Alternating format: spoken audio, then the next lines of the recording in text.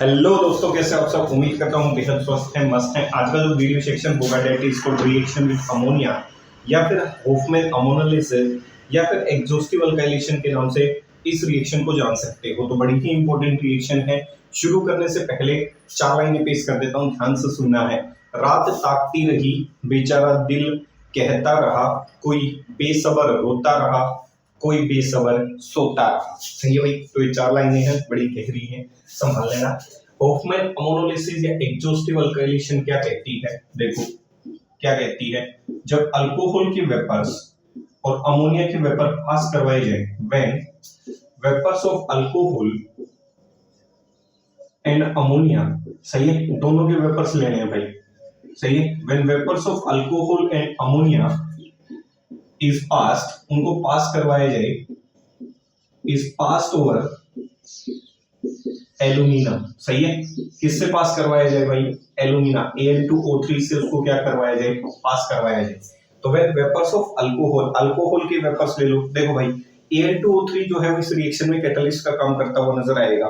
तो उस कैटलिस्ट के ऊपर से आपको क्या करना है? एक तो अल्कोहल के वेपर पास करवाने हैं और साथ साथ किसके? अमोनिया के। उसको क्या कर देना है? हीट कर देना है। तो when vapours of alcohol and ammonia is passed over heated alumina, सही है, is passed over heated alumina at a temperature, is passed over heated alumina at a temperature of near about 633 Kelvin, formation of amines take place, formation of amines take place. देखो ammonolysis, सही है। तो alcohol के vapours को पास करवाना है किसके ऊपर से? अमोनिया के वेपर्स के ऊपर से। ये अल्कोहल के वेपर्स हैं, सही है। इसके वेपर्स को पास करवाया जाए किसके ऊपर से? अमोनिया के ऊपर से, सही है। किसकी मौजूदगी में? Al2O3 की मौजूदगी में 633 केल्विन टेम्परेचर रखा जाए। बनेगा क्या? देखो, इसका OH और इसका H, आंसर बन गया RnH2 प्लस बन गया H2O। देखो प्राइमरी अमीन की फॉर्मेशन हो गई। एग्जॉस्ट का मतलब होता है थक जाना। एग्जॉस्ट का मतलब क्या होता है? थक जाना। तो हमला जब तक करना है जब तक आपकी ये कंपोजिशन थक ना जाए, सही है। एग्जॉस्टिव का मतलब होता है थक जाना। तो अब जो भी ये प्राइमरी अमीन बनी होगी, ये फर्दर क्या कर जाएगी? रिएक्ट कर जाएगी किसके साथ? अल्कोहल के साथ, सही है। ये फिर से अल्कोहल के साथ रिएक्ट करेगी, ऐसे दिखा दूं, सही है। ये H और ये क्या दे दे? OH, सही है। प्रोडक्ट बन गया RnHR प्लस H2O। R2NH को क्या कहते हैं?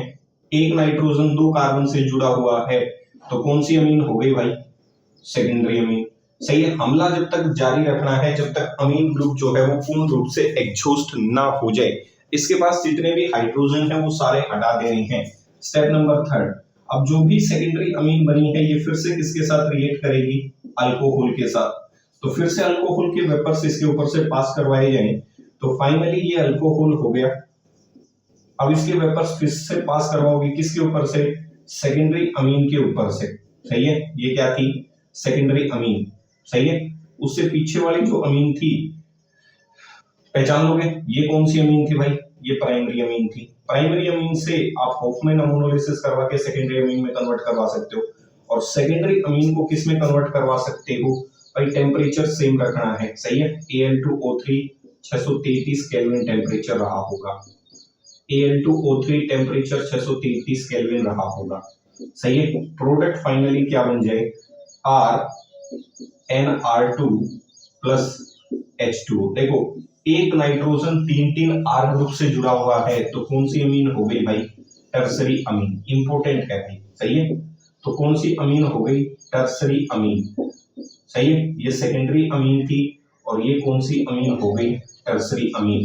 तो होफमैन अमोनोलिसिस कहो या एग्जॉस्टिव अल्काइलेशन, हमला जब तक जारी रखना है जब तक अमीन के पास हाइड्रोजन मौजूद हैं, जब तक इसके सारे हाइड्रोजन नहीं हट जाते, जब तक ये ग्रुप एग्जॉस्ट नहीं होता, जब तक ये ग्रुप नहीं थक जाता, तब तक अल्कोहल मॉलिक्यूल इसके ऊपर लगातार हमले करता रहेगा और फाइनली किस में कन्वर्ट कर देगा, प्राइमरी अमीन को सेकेंडरी अमीन में, सेकेंडरी अमीन को किस में कन्वर्ट कर देगा, टर्सरी अमीन के अंदर। इसीलिए रिएक्शन इंपॉर्टेंट हो जाती है।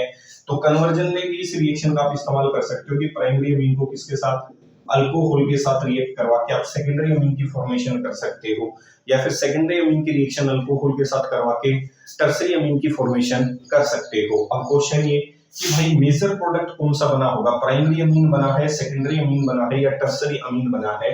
तो इस चीज को देखने के लिए आपको क्या करना पड़ेगा, एक्सेस में लेना पड़ेगा एक एक करके एक एक चीज को। अगर मान लो केस नंबर फर्स्ट, अगर मैं अल्कोहल के वेपर्स को एक्सेस में पास करवाता हूं, सही है, case number first, if alcohol is taken in access, if alcohol is taken in access, मान लेता हूं अगर अल्कोहल को आपने किस में लिया, एक्सेस में, तो देखो भाई क्या होगा, ये एक्सेस में है तो ये प्रोडक्ट बना होगा। अब ये जो प्रोडक्ट है ये रिएक्शन तब तक होती रहेगी ये वाली जब तक इसके पास हाइड्रोजन मौजूद है, और इसके हाइड्रोजन जब तक हटते रहेंगे जब तक सामने वाले के पास OH ग्रुप है।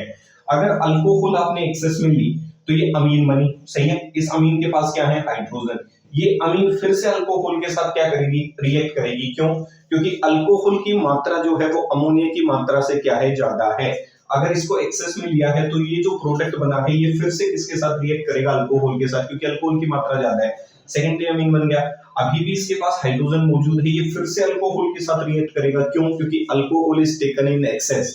तो जब भी अल्कोहल एक्सेस में लोगे तो कौन सी अमीन मेजर प्रोडक्ट बनती हुई नजर आएगी, tertiary amine is formed as a major product. If alcohol is taken in excess then tertiary amine, ये इंपॉर्टेंट है भाई, if alcohol is taken in excess then tertiary amine is formed as a major product, सही है। अगर alcohol को आपने access में लिया तो टर्सरी अमीन बनता हुआ नजर आएगा एक मेजर प्रोडक्ट के रूप में। If alcohol is taken in excess then tertiary amine is formed as a major product. दूसरा, अगर मान लो मैं अमोनिया को एक्सेस में ले लेता हूं, किसको, अमोनिया को, सही है, तो देखो अगर आपने अमोनिया को एक्सेस में लिया, सही है, तो ये रिएक्शन जो है ROH, इसकी मात्रा क्या होगी, कम।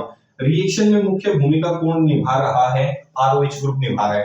आपने अमोनिया को ज्यादा ले लिया, इसको क्या रखा, कम, तो इसका मतलब इसका H और इसका OH पहले स्टेप में ही क्या हो जाएगा, खत्म, क्योंकि इसकी मात्रा कम है, इसकी ज्यादा है। अब इस ग्रुप से आगे जो वाटर निकालेगा या फिर आगे जो H निकालेगा वो ग्रुप कौन सा था, अल्कोहल, और उसकी मात्रा तो आपने क्या कर दी, कम कर दी। अगर उसकी मात्रा कम कर दी तो इसका मतलब नीचे जाने की संभावना भी आपने क्या कर दी, कम। तो अल्कोहल एक्सेस में लेते हो, ध्यान से सुनो, अल्कोहल को अगर एक्सेस में लोगे तो ये प्रोडक्ट बना, ये प्रोडक्ट फिर से रिएक्ट कर सकता है अल्कोहल के साथ, क्योंकि अल्कोहल की मात्रा अधिक है तो यहां तक जा सकता है। अगर इसकी मात्रा एक्सेस में ली तो ये मात्रा क्या हो गई, कम हो गई। अब ये जो बना है ये फर्दर इसके साथ रिएक्ट नहीं कर सकता, क्यों, क्योंकि मात्रा है ही नहीं, ज्यादा मात्रा किसकी ली, अमोनिया की। तो अमोनिया लोगे तो प्राइमरी प्रोडक्ट बनता हुआ नजर आएगा। इफ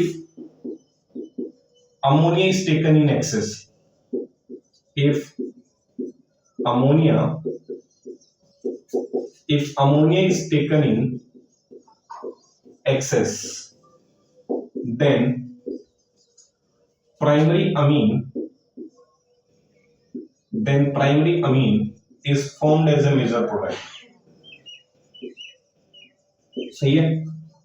अगर अल्कोहल को एक्सेस में लिया तो टर्सरी अमीन बनते हुए नजर आएंगे, ये इंपॉर्टेंट है।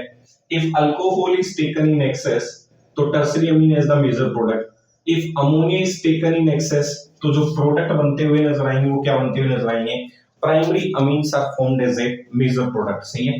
अल्कोहल को एक्सेस में लोगे तो अल्कोहल मॉलिक्यूल बार बार अटैक करेगा इस अमीन ग्रुप पे, और हमला जब तक जारी रहेगा जब तक इसके सारे H नहीं हट जाते। अगर इसको एक्सेस में लिया है तो ये प्रोडक्ट जो है वो फिर से अल्कोहल के साथ रिएक्ट कर सकता है। ये जो प्रोडक्ट आएगा वो एक्सेस में अल्कोहल जो है उसके साथ रिएक्ट कर सकता है, ये बना सकता है। इसको एक्सेस में ले लिया तो ये जो रिएक्शन है इसकी मात्रा बहुत कम हो जाएगी, ये एक्सेस में होने की वजह से ये प्रोडक्ट ही बनेगा। आगे रिएक्शन क्यों नहीं होगी, क्योंकि इसकी मात्रा क्या है, कम है। तो अल्कोहल को एक्सेस में लोगे तो tertiary amine is formed as a major product, और अगर अमोनिया को एक्सेस में लोगे then primary amine is formed as a major product. बड़ी इंपॉर्टेंट सी रिएक्शन है, छोटी सी रिएक्शन है, होफमैन अमोनोलिसिस के नाम से आप इसे जान सकते हो, या फिर एक्सॉस्टिव अल्काइलेशन के नाम से। सही है, इंपॉर्टेंट केस इस रिएक्शन में, जैसे अल्कोहल रिएक्ट करता है क्या वैसे ही फिनोल रिएक्ट कर सकता है, तो आंसर है हाँ, लेकिन कंडीशंस आपको क्या रखनी पड़ेंगी, ड्रास्टिक्स रखनी पड़ेंगी। सही है, under high temperature under high pressure. सही है, हाई तो टेम्परेचर रखना पड़ेगा और हाई क्या रखना पड़ेगा, प्रेशर। इसके साथ रिएक्ट करके एनालीन की फॉर्मेशन कर लेता है। ऐसा नहीं है होगी नहीं, लेकिन कंडीशंस ड्रास्टिक रखनी पड़ेंगी, हाई टेम्परेचर प्रेशर रखना पड़ेगा, एनालीन। सही है, तो reaction is carried out at high temperature और अंडर हाई प्रेशर। आसानी से फिनोल किस में कन्वर्ट हो सकता है, एनालीन में कन्वर्ट हो सकता है। सही है, एरोमेटिक अमीन में कन्वर्ट हो सकता है। पीछे एलिफेटिक सिस्टम चल रहा था, अब एरोमेटिक में कन्वर्ट हो सकता है। देख लो, इंपॉर्टेंट रिएक्शन है कि फिनोल किसके साथ रिएक्ट कर जाए, इनमें से किसी के साथ रिएक्ट कर जाए और आसानी से प्रोडक्ट की फॉर्मेशन करवा दे। सही है, ध्यान से सुनो भाई। सही है, जाने से पहले 4 लाइनें सुन लो, क्या कहती हैं वो 4 लाइनें। किसी ने मुझसे पूछा इस दुनिया में आपका कौन है, ध्यान से सुनो। किसी ने मुझसे पूछा इस दुनिया में आपका कौन है, मैंने हंस के जवाब दिया वक्त अच्छा है तो सब अपने हैं वरना कोई नहीं है। सही है, तो ये इंपॉर्टेंट लाइनें है भाई। ठीक है, उम्मीद करता हूं पहचान लोगे इन लाइनों को। सही है, कर लोगे ना, ठीक है भाई। तो ध्यान से सुन लो, जाने से पहले लोगों के लिए प्रेम की परिभाषा क्या है और क्या होनी चाहिए, मैं क्या मानता हूँ भाई, मैं तो अपना कह सकता हूँ। बाकी जिनके संस्कारों की खोपड़ी अचानक खुल जाती है उसके लिए तो देखो मैं जिम्मेवार नहीं हूँ। तो ध्यान से सुनने का, हजारों विकल्प होते हुए भी किसी एक पर अडिग रहना ही प्रेम है। सही है, लाखों करोड़ों ऑप्शन होने के बावजूद भी अगर आप किसी को एक को ही पसंद करते हैं, आपके माता पिता हो, दोस्त हो, वही सच्चा प्रेम है। सही है, मिलते हैं फिर अगले वीडियो सेक्शन में। Stay safe, stay secure. जय हिंद, जय भारत।